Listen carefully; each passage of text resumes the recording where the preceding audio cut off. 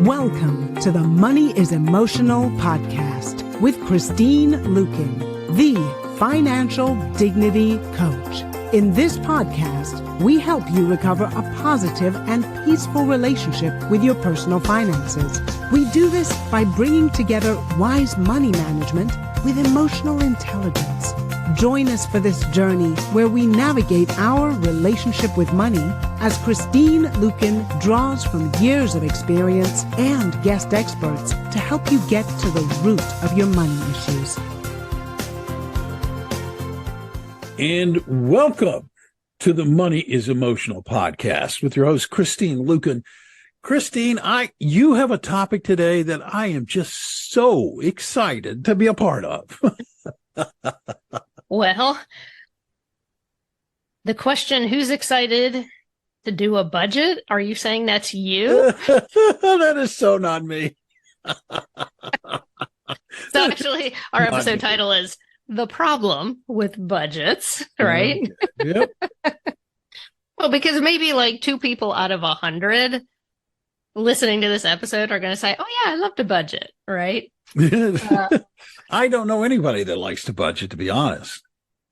I mean, it's well, necessary. It is a necessary thing. We have to do it, but it's not an exciting thing. Yeah. I mean, unless you're a CPA or an accountant, some of those people really love to budget. So, but today we're exploring why we don't like to budget. And we're going to shift our mindset around tracking our numbers. And we're going to talk about some tangible actions that we can actually get excited about. Okay. So the first point I want to make is that the word budget itself is loaded emotionally. Most of us do not feel neutrally about the word budget. Mm-hmm. So when I am doing seminars, I do a lot of corporate money wellness, and I'll ask people like, what's the first word that comes to mind when you hear the word budget? Now, it's usually stuff like discipline, restriction, no fun, right? It's control, all those things that we're like, ugh. But it is control. It is. But, we have a tendency to think that a budget is going to be the equivalent of what I like to call financial keto diet, right? So if someone is on keto, they're on the keto plan, it's pretty much no carbs or as few carbs as humanly possible. And for most of us, we like carbs, we want to eat a piece of birthday cake or a donut or a soft pretzel or whatever carb is your favorite. And so we really need to shift our thinking. And there's a lot of similarities between our physical health and our financial health. Mm-hmm. So, when we think about like the word diet, most of us have the exact same connotations as a budget. We probably, the exact sort of probably emotional responses, I would think, probably. Right, exactly. But like if you look up diet in the dictionary, it literally means what you eat. Mm-hmm. So it doesn't necessarily mean a very restrictive plan per se. It does not mean this is something that is unpleasant and terrible. It's just plain and simply what you eat. So when we look at a budget and we talk about a budget, it is essentially planning what you're going to spend before you spend it. Sure. The restriction is actually something that we're putting upon it. Now, most people, if they're not tracking their spending, they are overspending, right? Yeah. Most people, most of the clients that come to me, they will basically say, I know my spending is a problem, but I also want to work on this, this, and this. So it's almost like a given, right? If I'm not paying attention to my spending, I pretty much know I'm spending more. And the same thing goes for what we put in our mouth, right? So if any of us have a few extra pounds to lose, we already know we're eating too much. Yeah. Right? So, exactly. But just the act of tracking in and of itself, it actually helps us to start self-correcting. Now, here's the other thing. I've heard a lot of financial pros say, you just need to learn to love budgeting or love the word budget. I say, screw that. Oh, good. Thank you. Let's just throw it out.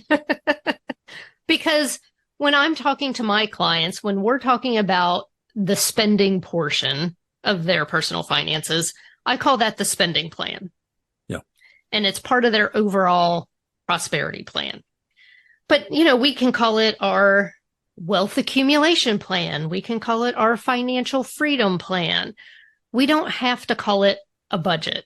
So rather than trying to go against the grain and go against our emotions, let's just call it something different. Let's call it the prosperity plan. That sounds like fun to me. That sounds a whole lot more fun. Yeah. That's a whole lot more fun. Certainly a lot more rewarding, at least. Yes, absolutely. Focus on the positive, right? So one of the problems with traditional budgets is that they're unrealistic and they're very cookie cutter.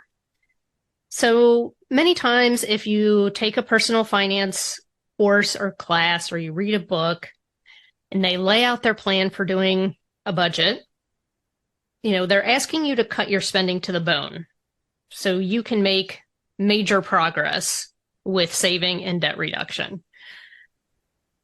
And many times it's because they want you to get a quick result.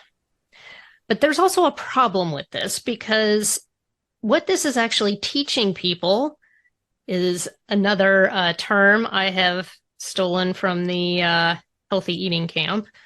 This basically teaches you what I call financial bulimia. So if you go from a state of complete unrestraint, not tracking anything, and then you go into this system of tracking every penny, being very restrictive, we all know what happens when you're on a diet or a strict budget for any length of time. Yeah. At some point, you're going to fall off the wagon. And when you do, the only other thing you know is to be completely unrestrained. Like, those are the only two options that you have learned. Yeah. So for me, really, what I want to do is teach people a sustainable path. Now, might it take you a little bit longer to get results? Maybe, but if you actually stick to it for the long haul, you're more likely to be successful. So we don't want people to learn these two extremes, right? We really want to have a balance of, yes, we are putting some muscle behind the particular goals that we want to accomplish, but we are also having fun while we do it.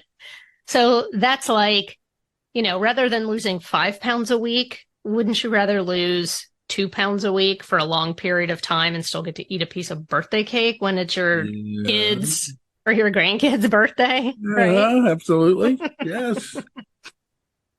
The other problem is when you get a budget formula or a template from someone else, it may or may not fit your particular situation. So typically what happens when someone creates a program or writes a book and they give you this formula or this template and they say, don't spend more than 30% of your take-home pay on your housing, and don't spend more than 10% on your transportation, and don't spend more than 10% on food. And they give you, all these different percentages that you're supposed to fit inside. Yeah. And by the way, I hate that. I just hate that because just from a most practical standpoint, depending on where you live, those percentages are going to be vastly different because costs of living are really different in different parts of the country. If you live in a major city or you live on one of the coast, your percentages are going to be dramatically different than someone who lives in the middle of the country, as it were, or in a smaller town or a smaller city. Yeah, absolutely. And so, this formula worked for them, right? They're basically saying like, hey, I got out of debt. You can get out of debt. Here's how I did it. Mm-hmm. But if there's no room for flexibility, then we can feel like we failed, right? When we're trying to put on a plan that doesn't fit us. So I remember way back in the day, I had a formula from a financial guru who will remain nameless. And I was actually coaching with a friend of mine, and I realized that it didn't work. And so the food percentage, it was 10%, right? Okay. So my best friend has 5 children. And 4 of them are boys, right? So there's at the time, 10% is going to fit there. Yeah, you see where this is going, right? I see right where this is going. And so, her husband is, a big hunky guy. And then at the time, 2 of her boys were teenagers. We weren't even to the phase where all 4 of the boys were either teenagers or young men under her roof. There was literally no way that we could make 10% work. Like, even if she had, shopped at the dollar store and used a bunch of coupons, it was just not happening. So, I mean, for me, it was more than enough because, my husband and I are child-free by choice, and we were always way under that 10%. So, you have to take those things with a grain of salt. We always want a plan that we can customize versus having something as a cookie cutter. Yeah. But I mean, it is okay to have something with some guidelines and to use it as a starting point, because if you haven't budgeted in a long time, or maybe ever, you may not know what you should or shouldn't be spending on certain things. Like, you might look at a number and you might say, I have no idea if that's too high or that's too low. And so, consulting those sorts of templates and formulas can kind of give you an idea if you're in the ballpark. Yeah. But we don't want to necessarily take those as the gospel truth for how we have to do something. Yeah. So, it's interesting. I remember at one point, housing was supposed to be 25% of your total income. And I just kept thinking, well, this isn't working for me because I can't fit that. That doesn't, because I live in the New York City area. And I was like, this is just, and it's kind of discouraging. It kind of makes you feel bad because you feel like, wow, I can't fit in that category or that percentage. And it kind of immediately pushes you into financial bulimia, if you will, to steal your term. Right. Yeah. Cause you're like, well, if I can't even get this to fit, then screw it. Exactly. Never mind. Yes. Yeah. So your spending plan should have room for fun and fit your family's situation. So the other problem with budgets is that many times we approach them with this pass-fail paradigm. So when I'm coaching clients, I have to remind them that their spending category limits are not pass-fail. So, when we use a personal finance app together, currently that's Mint. And so when someone goes over, even $1 over that particular category, it turns red, right? So if you're under, it's yellow. If you're right or if you're right on the money, it's yellow. If you're under, it's green. And if you're over, it's red. So a lot of my clients, like, it bothers them to see that there's like a bunch of red things, in their budget line items.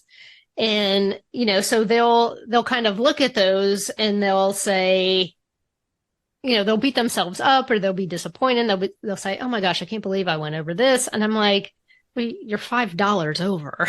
That's like not a big deal. Or you went $50 over the grocery budget. I mean, this is a family that's bringing home, $12,000 or $15,000 a month in spendable income, and they're beating themselves up over $50, right? Yeah. So we have to see these things as guidelines. And I tell my clients, like, let's get curious rather than beat ourselves up over the red and or celebrate over the green, because sometimes people will say, well, I did great in all these categories. I was way under. And I'm like, the point is not necessarily to be $500 under budget. It's more important to be accurate. Like, we're trying to hit these targets as close to the bullseye as possible, right? So this isn't like a pass fail. If I go over the line, I have failed. If I'm under the line, I have passed. The point is, whatever we set our target to be, that's got to be like the bullseye. And if we're a little bit over or a little bit under, then that means we are estimating correctly. Because, if we're constantly going under a category, then we need to adjust that down so that it's accurate. Mm-hmm. And if we're constantly going over something, like, let's stop kidding ourselves, right? If $1,200 will not feed your family of 5, which it's probably not. Not going to, yeah. Right? And if you're constantly like $800 over budget, like, let's stop lying to ourselves and let's just put $2,000 in there, right? If that's what the number is, then that's what it is. So we have to stop treating things like a pass fail. So it's much more important for us to be accurate and to be as close to the bullseye as possible. So it's not about being, over or under. It's not about passing or failing. It is, how good can we get at estimating our expenses? Yeah. Now, the other thing is, I want to talk about what I call micro budgeting versus macro budgeting. So we can certainly get hung up on all the pluses and the minuses of the individual categories. Sometimes we just need to step back and take a look at the big picture. Yeah. So yes, micro budgeting gives us great information, especially when we're first getting started. And it can show us where opportunities exist. So when I first get started with my clients, we are doing micro budgeting. I mean, we are looking at everything. We're looking at the streaming services, like, what's your electric bill? How much are you spending on your kids' sports? And so we have a ton of subcategories. So even under pets, it's like pet food, vet bills, grooming, pet sitter. For food, same kind of thing. It's, it's not just restaurants and groceries. For a lot of people, it's like they want to see the food deliveries. They want to see the coffee shops. They want to see the alcohol in bars. They want to see the fast food versus the fine dining. And by doing that, we are able to see the areas where we're overspending, right? Because a lot of times when people come to me, they basically say, I have no idea where it all goes. Yeah. I make $400,000 a year. I literally have no idea where it all goes. Well, let's find out. And that's part of the process. Right. So we do have to get micro for a time. But then a lot of times my clients will shift to more of the macro. So they won't necessarily need to know what every single utility bill, they won't have a category for electric and cable and, telephone, etc. It's all under utilities. Now, if they click on utilities, they can see the individual charges that are in there, but they might not necessarily be dividing that larger category into subcategories. So, but in the long run, we should be more concerned with the macro budgeting. And even beyond just categories and subcategories, I mean, sometimes people will say, like, I've looked over my last 3 months of budgeting and it's just like all over the place. And I say, okay, well, look, before we started working together, you were spending more than you were making and you weren't making any headway on your credit cards. Now let's go in and let's look at Mint. Yes, we've been all over the place with our targets. However, if we look at your income versus your expenses, you're in the positive now, whereas before you were in the negative. So the most important thing is, are we spending less than what we're bringing in? That's the most important function of doing a budget and of tracking your spending. Yeah. Well, first of all, I am very much a believer in the macro. And second, to demystify and maybe, de-emotionalify, I'm going to put a word for you here. Is that a word?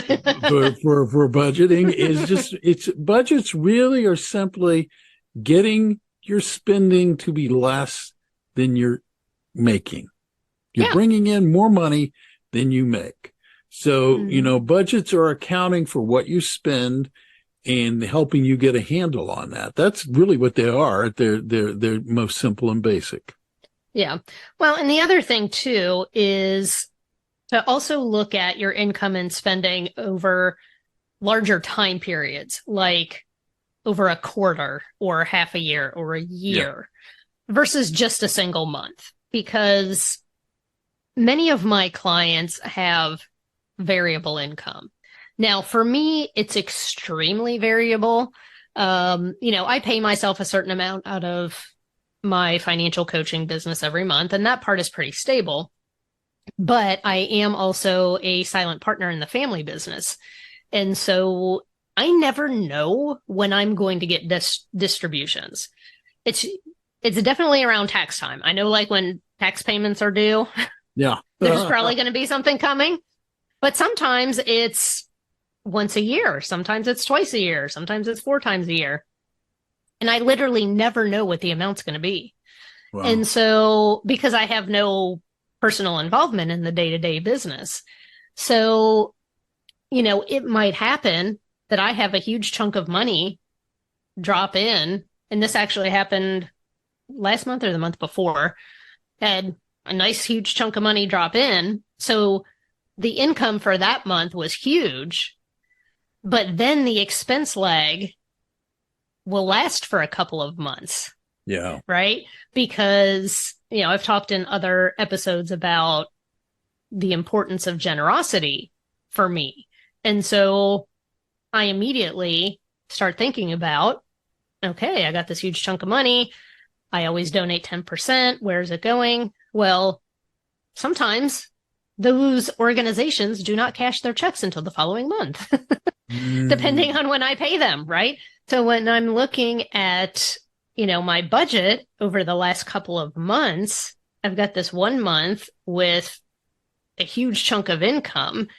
And then I've got a couple months where it looks like I'm negative, but I'm really not.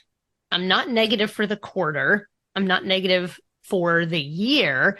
It's just the timing of the cash flow. And so sometimes people can beat themselves up over that, or they may actually feel like they want to artificially manipulate that, and say, like, oh, well, how can I get it so that my income is, like, kind of smoothed out? And certainly you can do that. If you're getting a huge chunk of money, you can deposit it into a savings account and then, quote unquote, pay yourself a monthly amount so that it helps you to keep track of that cash flow better.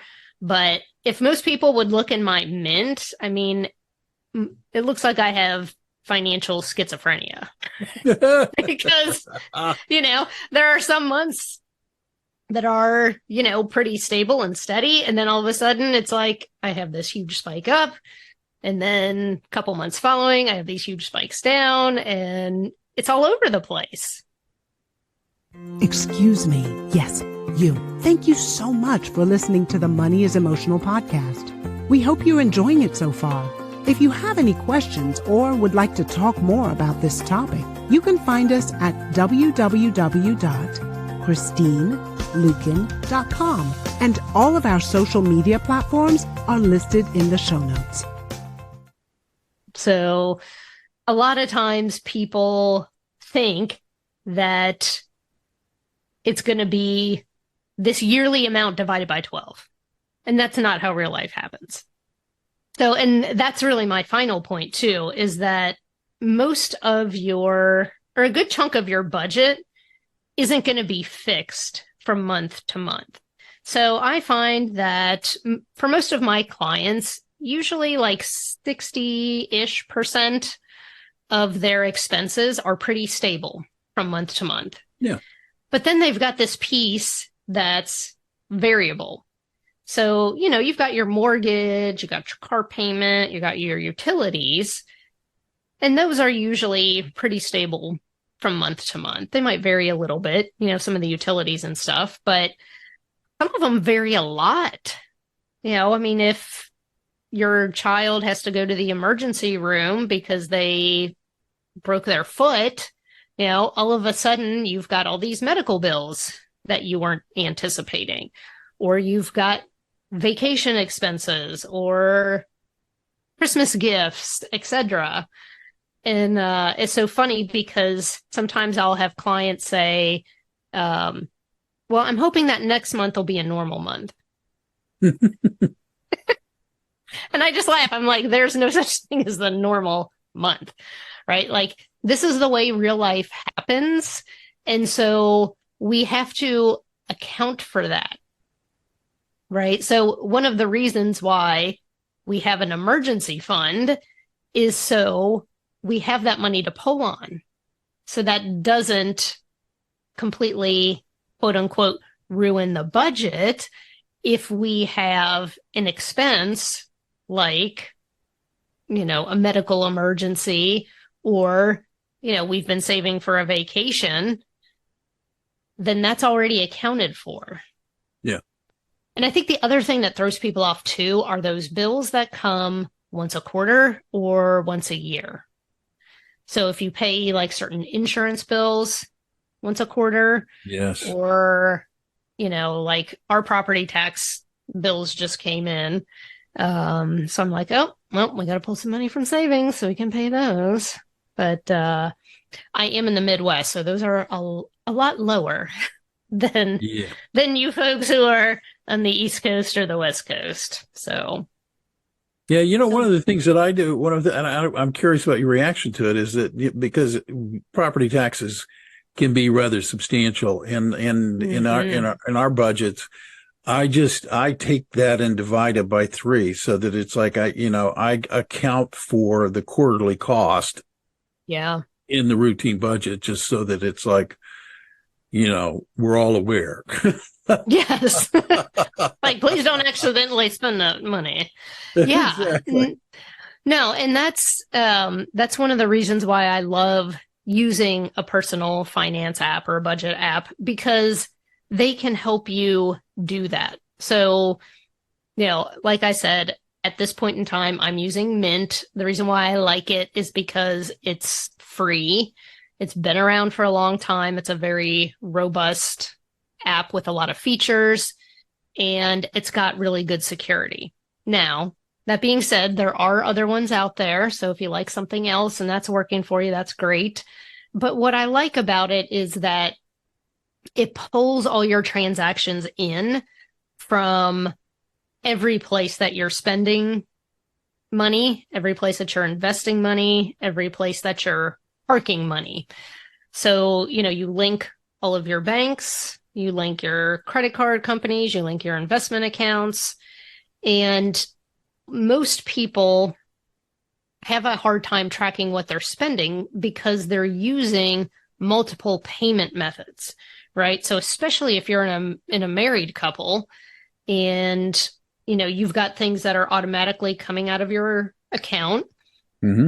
You've got Venmo and PayPal, right? And then you've got different debit and credit cards.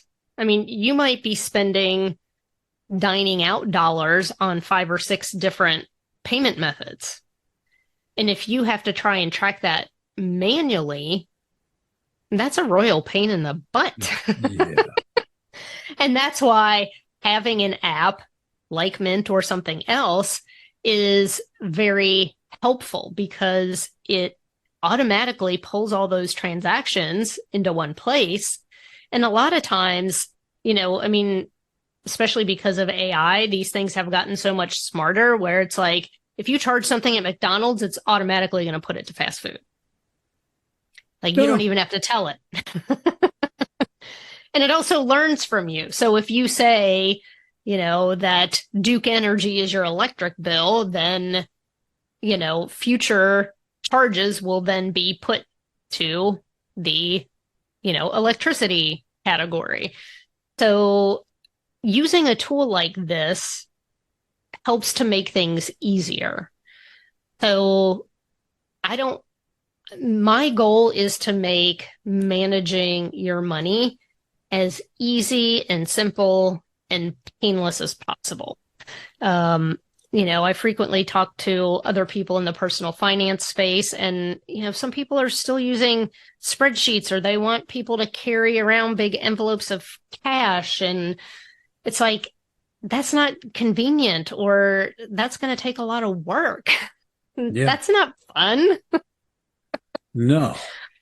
No. And, to bring back in another food analogy, I'm on a healthy eating plan right now, and I'm actually having a lot of great success with it. And I think the reason is because it has structure, but there's also flexibility built into it. So in the past, I have done healthy eating plans where they say something along the lines of this: you can eat whatever you want to. Just make sure you don't eat more than 1,800 calories a day, and your carbs have to be under whatever, and make sure you eat this much protein. So basically, it's like you can eat whatever you want to, but your totals have to add up to this. Right. I will not stick with that plan, and I'll tell you why. Because I feel like I have to do 20 minutes of math before I eat anything. And I hate that. I mean, and I am an accountant by trade. Like, I like numbers, but to me, having actually 0 guidelines and 0 structure is stressful for me. So this plan that I'm on now, I actually paid extra to get a custom eating plan made for me. So every month I get a new eating plan. But I also get what's called the Swap Bible. So if I don't like one of the meals, I can very easily see, like if I don't want to have bread or pasta and I want a different carb, I can see exactly what I can swap out for it. And I can also see the macros for each of the meals. So it also makes it pretty simple for me to look at all of my meals and say, I don't feel like eating that, but this one over here is almost exactly the same composition. I'm going to eat that instead. So on those days where I'm busy and I'm just like, I'm running from appointment to appointment, just tell me what to do. Then the structure's there, right? But if I want some flexibility, then I also have that. And so that's one of the things that I do for my clients when it comes to creating their prosperity plan. We do have structure, but the structure is also built around them. So before I started this healthy eating plan, my trainer contacted me and gave me this big questionnaire to fill out and asked me, what do you like to eat? what fruits and vegetables do you like? Do you have any eating restrictions? You know, do you ever drink alcohol? If so, how much? And so they got a lot of information from me to build the structure, but then they also gave me the freedom of choice within that structure. And so when I'm creating prosperity plans for my clients, especially when we're looking at that spending portion, I am learning as much as possible as I can about my clients so that I can build out this structure that's going to best support them so they don't have to think about it. But if they do want to make a change, they basically know, if I'm going to spend more over here, what am I going to swap out? Yeah. Right. And then they can make that empowered choice rather than me coming in and saying, you're spending too much on this, you're spending too much on that, we got to cut that out. Right. Because, I mean, we've all had one of those personal trainers too, right? Oh, yeah. Or it's like, take the bread and throw it out. And that is just not fun. No, and you're like, it's discouraging. It is discouraging. Right. And so, you know, the budget or the spending plan or the financial freedom plan, the prosperity plan, whatever you want to call it, if we use it correctly, then it actually gives us a lot of freedom because then we can spend without worry. Because if we have no guidelines and we have nothing to measure ourselves against, then we're going to be out there spending and worrying that we're ruining our finances without really even knowing if we are or not. And there are times when people hire me and they basically say, oh, I just know it's going to be so bad. And then once we get all the numbers in there, I'm like, you're actually doing pretty good. And they're like, I am. And I'm like, yeah. I'm like, you actually don't need to be that worried. You don't need to be that worried. Yes. It's good to be a little aware, but you don't have to be that worried. Yeah. Yeah. And I especially find that I've had a couple clients who were divorcing women who just like had this fear, like, I'm not going to be okay. I'm going to end up being a bag lady. And I'm like, yeah. No, you're not. Like, yes, you can take a vacation. There is room in here for you to do that. And if you don't have a plan, then you don't really know.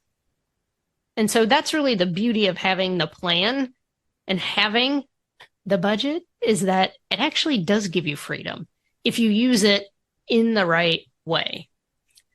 So the whole point of today is really just demystifying budgeting. Let's call it the spending plan because that's really what it is. We're planning our spending before we're doing it. And, you know, this whole budgeting thing, it is an art. It's not an exact science. It's never going to be 100% perfect. You know, you're never going to step up, you know, to the firing line at an archery range and hit 10 bullseyes right in a row unless you do that for a living. Yeah. Yeah. So, but you should still do it, right? Even though it's never going to be perfect, the progress that you're going to make with your finances and I mean, your money is really going to be working much more efficiently for you if you are guiding and directing it. That's really the bottom line. Yeah. It's a good bottom line. Yes. I like the idea, though, that it is an art because everybody's expenses vary. Nobody has the same expenses. Nobody spends $10 a month on electric every month and $5 on gas every month. And, you know, it just doesn't work that way. Life isn't like that. Some months your electric bill is going to be higher than your gas bill. Some month your gas bill will be higher. Depending on how many trips you've taken in your car or how much the cost of gasoline has gone up or gone down, how much you spend on your transportation is going to vary. Not by, you know, and it sounds like what you're suggesting is you need to understand and allow and accept the fact that there's going to be variances here. And you need to just develop a system for accounting for it, really. Yeah. Yeah. Well, and here's the thing. There's probably some people who are listening who are feeling resistant to getting started with your spending plan because your money is disorganized. And if this is you, I created my financial tidy up bundle specifically for you. In 3 simple steps, your personal finances are going to be streamlined and organized, and you're going to be ready to jump in with your prosperity plan after you do this. So if you want to go to tidymoneybundle.com, you can get started with that. It's currently $22 and it'll probably stay that way for a long time. So it's a great entry point into my world and investing in yourself to start getting your finances on the right track. So tidy, Yes. tidy money bundle, all one word. Yep. Excellent. Tidymoneybundle.com. Say that 5 times fast. Go ahead. Okay, I challenge you to do that. It's in the show notes. If people want to reach out to you on another basis, maybe get one-to-one assistance or talk to you further about your financial dignity coaching, how do they reach out to you, Christine? Yeah, well, I've opened up time in my calendar to talk to you if that's what you want. You can set up a time for us to chat and we'll see if financial dignity coaching is a good fit for your situation. You just have to go to my website, christineluken.com/apply. Great. Wonderful. And thank you, Christine. This is really interesting. And it is a topic that a lot of people just don't want to deal with. And nobody, even you who is an accountant, nobody finds this exciting. Okay. If we're going to be honest. And listeners, thank you for taking the time to listen to this episode. If you are not already a subscriber, we do encourage you to hit the subscribe button. That way, you don't have to wonder when the next episode comes out or where you heard it the last time you heard it, because by subscribing, it will be delivered to you. You'll get a notification and you won't miss a single episode. We also ask that if you enjoy this podcast, please take the time to rate it and certainly share it with others, because in sharing it with others, you help more people find out about this enormously beneficial podcast. Thank you for taking the time to listen today. I'm Bill Tucker on behalf of Christine Luken, your financial dignity coach. We wish you a wonderful day, and I remind you that you should never wait. You should live your best life today. Thank you. Thank you for listening to the Money is Emotional podcast.